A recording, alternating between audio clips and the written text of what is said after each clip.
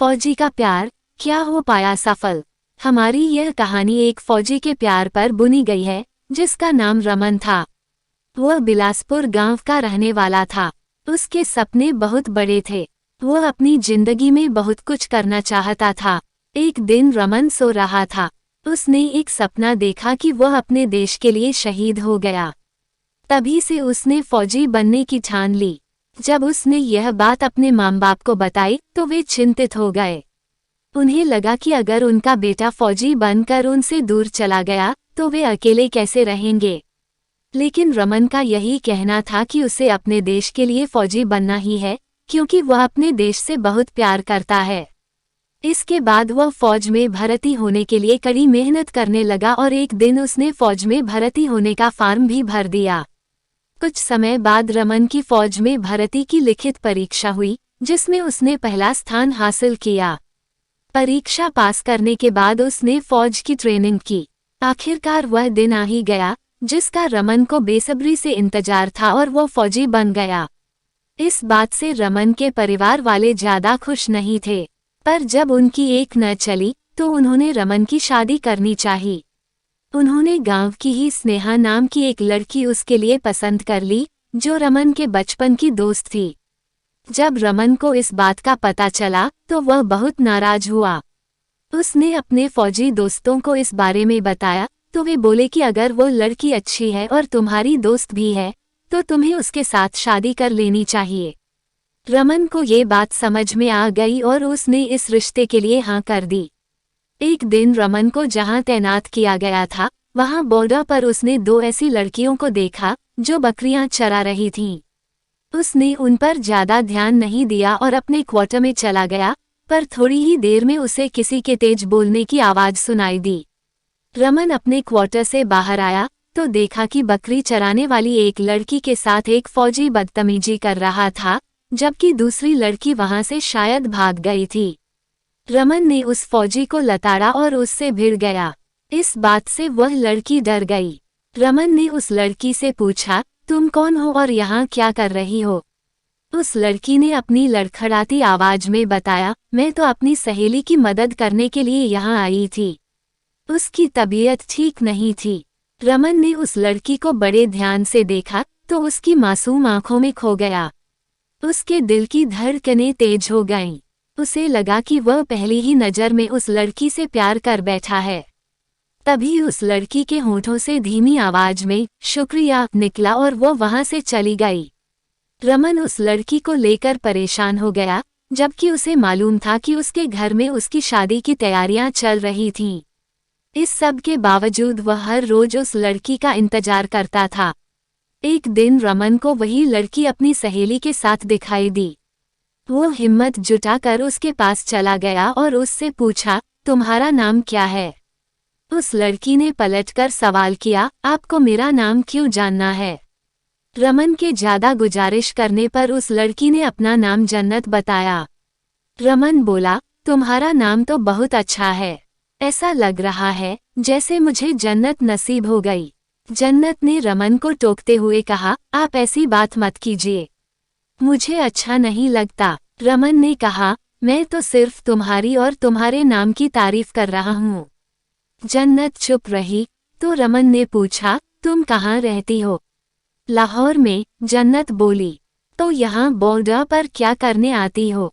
जन्नत ने बताया, यहाँ मेरी सहेली बकरियां चराने आती है। बहुत दिनों से उसके अब्बू बीमार हैं। मैं सहेली की मदद कर रही हूँ। रमन जन्नत को अपने दिल की बात कहना चाहता था, पर डरता था कि कहीं इसके बाद वह यहाँ आना ही न बंद कर दे। लिहाजा उसने खुद को रोक लिया। उधर जन्नत भी रमन को मन ही मन पसंद करने लगी थी, मगर वह भी कुछ नहीं बोली और चुपचाप वहां से चली गई। एक दिन रमन ने अपना दिल मजबूत करके जन्नत को बोल दिया, जन्नत, जिस दिन से मैंने तुम्हें पहली बार देखा है तब से मैं तुम्हारा दीवाना हो गया हूँ। मैं तुम्हें पसंद करने लगा हूँ। तुम हर समय मेरे दिलो दिमाग पर छाई रहती हो। ये सुनकर जन्नत बोली, आप भी मुझे पसंद हैं। आपने पहली मुलाकात में मुझे उस फौजी से बचाया था, तभी से आप मुझे बहुत अच्छे लगने लगे थे। जन्नत, क्या तुम मुझसे प्यार करती हो? रमन ने पूछा। हाँ, जन्नत ने जवाब दिया। इसके बाद वे दोनों रोजाना मिलने लगे। रमन जानता था कि उसकी शादी कहीं और पक्की हो गई है और वह जन्नत से प्यार करने लगा है, तो उसने काफी सोच विचार करके एक दिन जन्नत से पूछा, क्या तुम मेरे साथ शादी करोगी? जन्नत ने कहा, इस बात के लिए मेरे अब्बू कभी नहीं मानेंगे, क्योंकि तुम एक हिंदुस्तानी फौजी हो और मैं लाहौर के मेयर की बेटी। ये सुनकर रमन बोला, अगर तुम्हारे अब्बू नहीं मानेंगे तो हम यहाँ से दूर जाकर शादी कर लेंगे। जन्नत बोली, अच्छा, मैं अपने अब्बू से एक बार बात करके देख लेती हूँ। इतना कहकर वह चली गई।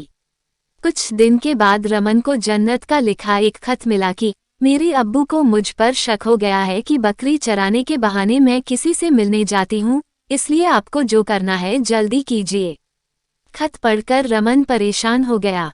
उसने अपने एक साथी को बताया कि वह एक लड़की से प्यार करने लगा है और उसी से शादी करना चाहता है।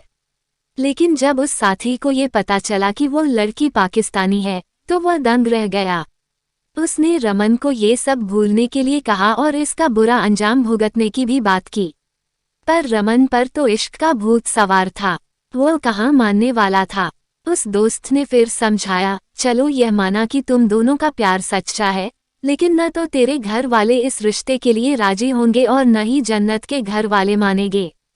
दोनों देशों की सरकारें भी इस रिश्ते को स्वीकार नहीं करेगी। सबसे बड़ी बात तो यह है कि तुम हिंदुस्तानी फौजी हो और वो लड़की हमारे दुश्मन देश में रहती है। तुम दोनों का कभी मेल नहीं हो सकता। ये सुनकर रमन कश्मकश में पड़ गया।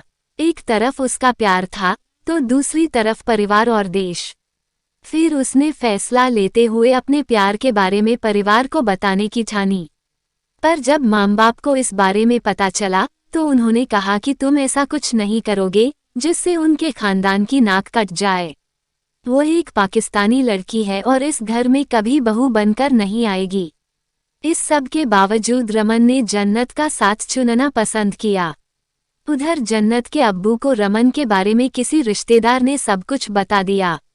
वे गुस्से में आग बबूला हो गए और उन्होंने जन्नत को कमरे में बंद कर दिया। जन्नत ने किसी तरह रमन के लिए एक खत लिखकर उसे अपनी सहेली से रमन तक पहुंचाने को कहा। रमन ने वह खत पढ़ा, मेरे अब्बू ने किसी और के साथ मेरी शादी पक्की कर दी है। जल्द ही मेरा निकाह भी हो जाएगा। ये पढ़कर रमन का खून खौल गया। अब उसे न देश की परवाह रही और न ही परिवार की। वो हर नियम ताक पर रखकर चोरी छिपे पाकिस्तान चला गया। वहां वह जन्नत से मिलने में भी कामयाब रहा और उसे बॉर्डर पार कराकर भारत ले आया। उसने सेना से इस्तीफा दे दिया। रमन अपनी जन्नत को घर ले आया, पर वहां उसका विरोध हुआ। उसके माँ बाप ने जन्नत को अपनाने से साफ मना कर दिया। इस बात से गुस्साया रमन जन्नत को लेकर वहां से चला गया। उधर पाकिस्तान में जन्नत के अब्बू को रमन और जन्नत की पूरी खबर लग गई। वे अपने रुतबे का फायदा उठाकर भारत आए और रमन के घर जाकर उन दोनों की छानबीन की। रमन के माँ बाप ने उन्हें बताया कि वे दोनों यहाँ आए जरूर थे, पर हमने उन्हें घर से निकाल दिया। जन्नत के अब्बू गुस्से में इतना पागल हो चुके थे कि उन्होंने रमन के माँ बाप का कत्ल कर दिया। तभी उन्हें अपने किसी खुफिया एजेंट से पता चला कि वे दोनों अपने गांव से दूर किसी कॉटेज में छिपे हुए हैं। जन्नत के अब्बू ने उन दोनों को ढूंढ लिया और एक चाल चलते हुए कहा, मुझे अपनी गलती का एहसास हो गया है। मैं तुम दोनों के रिश्ते को मंजूरी देता हूँ। ये सुनकर जन्नत बड़ी खुश हुई। उसका डर दूर हो गया और उसने रमन को खाने पीने का सामान लाने को कहा। जैसे ही रमन खाने का सामान लाने के लिए जाने लगा कि तभी जन्नत के अब्बू ने उसे गोली मार दी। रमन बुरी तरह से जख्मी हो गया। गोली की आवाज सुनकर जन्नत भागी भागी वहां आई। उसने देखा कि रमन खून में लथपथ जमीन पर पड़ा हुआ है। उसकी सांसें रुक चुकी थीं। रमन को मरा हुआ देखकर जन्नत बोली, अब्बू, आपने ये क्या कर दिया? मेरी पूरी दुनिया ही खत्म कर दी। अब मैं जीकर क्या करूंगी? इतना कहकर उसने खुद को छुरा मार लिया और रमन के पास ही बेजान होकर गिर पड़ी।